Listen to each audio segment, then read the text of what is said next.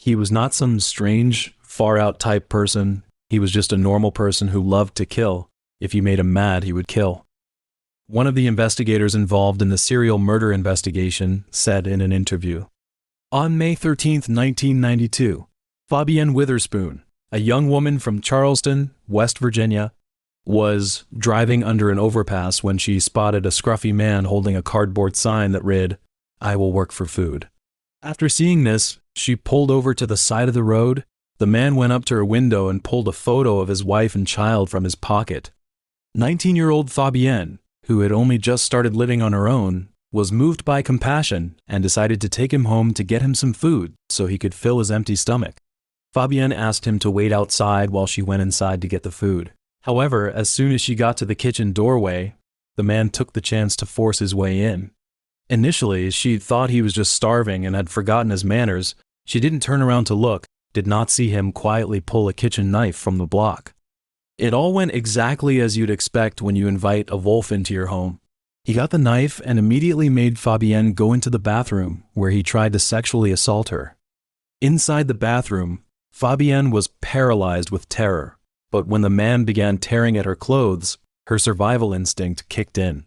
She grabbed a ceramic duck from the bathroom counter and smashed it with all her strength against the man's skull. Then, while he was in pain, she grabbed his knife and stabbed him in the stomach and thighs as much as she could. Later, Fabienne woke up in the hospital with stitches in her head and bandages wrapped around her palms, while the man, whom she had lacerated in the liver, kidneys, and testicles, had been taken to the intensive care unit and placed under police custody.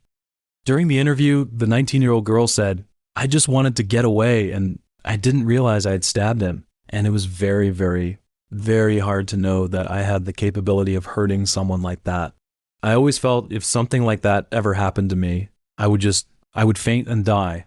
I would not fight, but I found out that I was somebody different."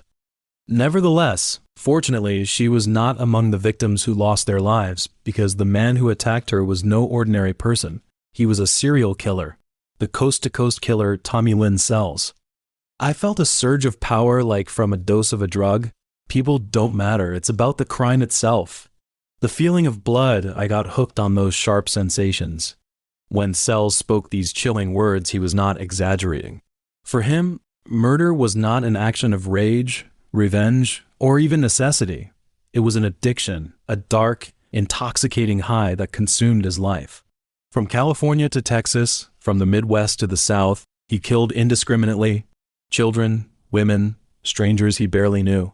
His description of murder as a rush stronger than any drug revealed the true horror of his psyche. He killed for the feeling, not the reason.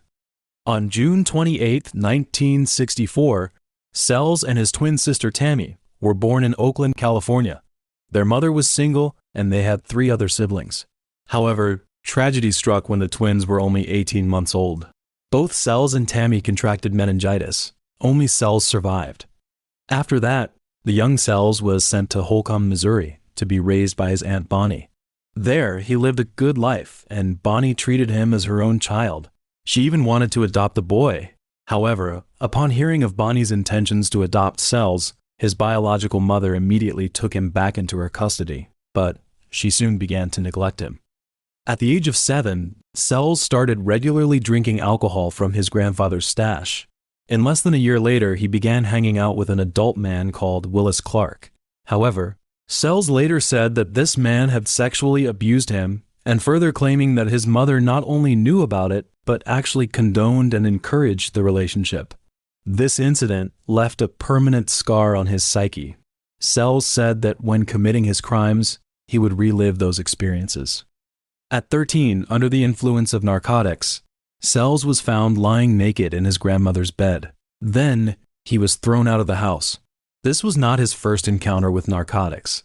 3 years prior, he had already been secretly using narcotics to chase thrills.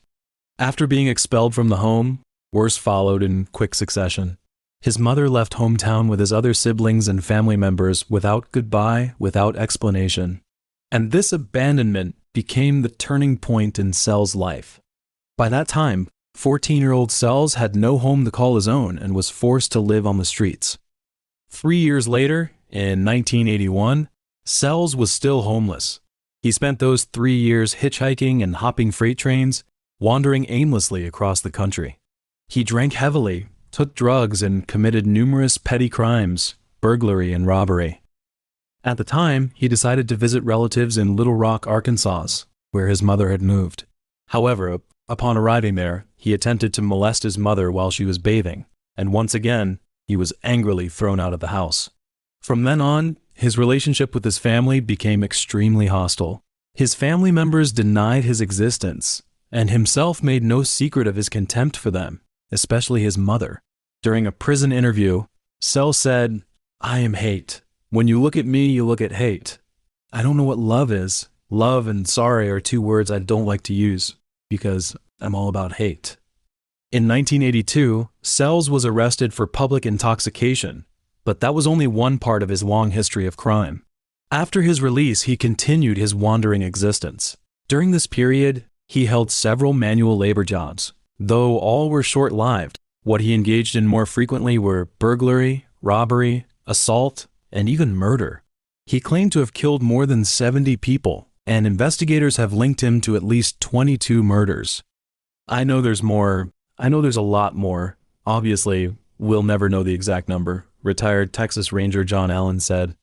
On July 31, 1983, in St. Louis, Missouri, Sells beat 4-year-old Tiffany and 33-year-old Colleen to death with a baseball bat.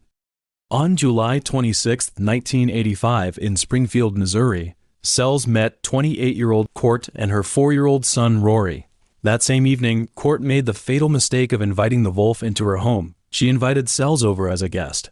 There, he killed Court and Rory with Rory's own baseball bat.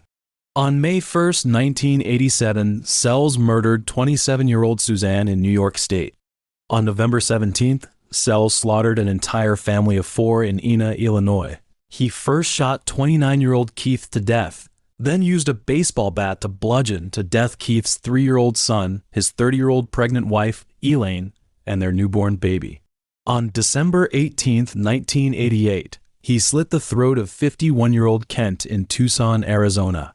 On December 9, 1991, Sells arrived in Marianna, Florida, where he beat 25-year-old Teresa and her 5-year-old daughter to death with a wooden table leg. Sells was nicknamed the Coast-to-Coast Killer because he moved around a lot, hopping freight trains, hitchhiking, and stealing cars. He used no credit cards, wrote no checks, and made no phone calls, conducting all transactions entirely in cash. In this manner, he was virtually the perfect predator, extraordinarily difficult for investigators to track. One investigator said, "If you or I drove across the United States, we would be fairly easy to follow. We use credit cards and telephones, but this guy takes trains, uses no credit cards, doesn't use checks. It's kind of like chasing a ghost."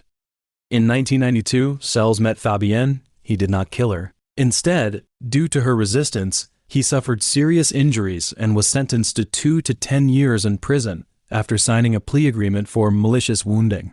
While in prison, Sells was diagnosed with bipolar disorder and married a woman named Nora, his first legal marriage.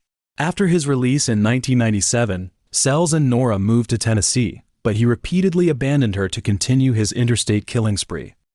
October 13, 1997, Sells murdered 10-year-old Joel in Lawrenceville, Illinois. 2 days later, he returned to Springfield and killed 13-year-old Stephanie. Sells said that he had abducted Stephanie at night, taken her to a field, injected her with cocaine, raped her, and then strangled her to death.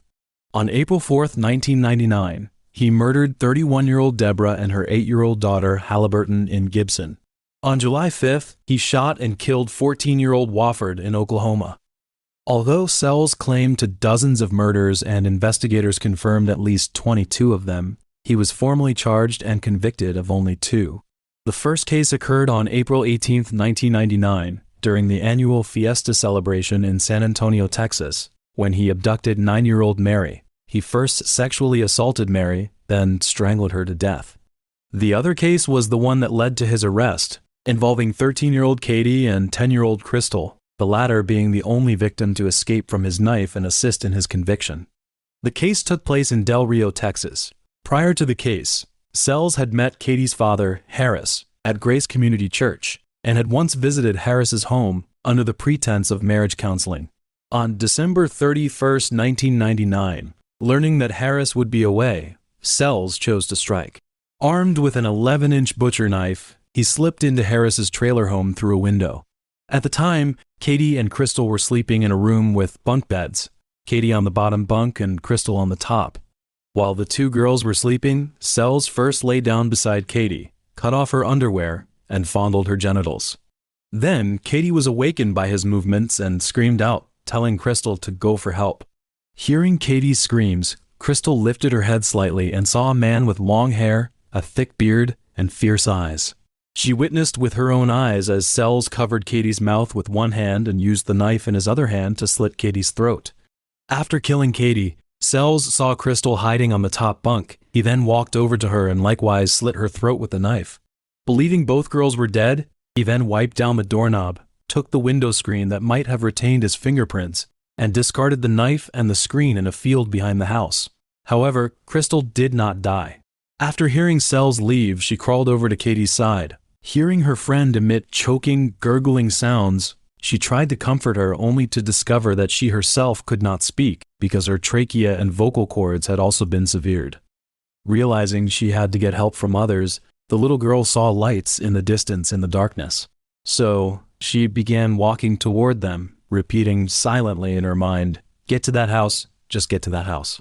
After walking a quarter of a mile, she knocked on a door. Unable to speak, she wrote in blood-stained letters, "Harris, house hurt. Tell them hurry. My neck needs help. Will I live?"